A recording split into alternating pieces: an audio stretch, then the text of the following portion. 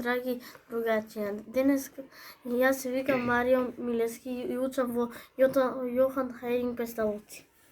Добар ден, јас се викам Пане Петров. Учам во трето 4 оделението и во Јохан Хајринг Песталоци училиштето. Денес ќе читаме книгата што се вика Пиратите.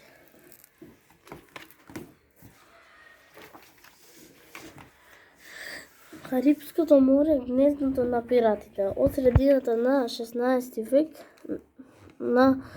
речиси по 1720 година пиратството било широко распространето во Карипското море и на Атласот океан.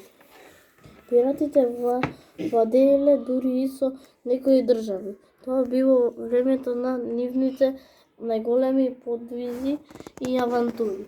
Карипските пристаништа вриеле од пирати желни да плуват со некој славен капетан и да се здобијат со големо богатство. До 19 век пустошеле по морињата и пристаништата во Америка. Вистинскиот пират бил облечен во кошула, елек или палто и панталони. На главата имал темна шапка или шамија за да се заштити од сонцето и бил вооружен со меч и 4 пиштоли.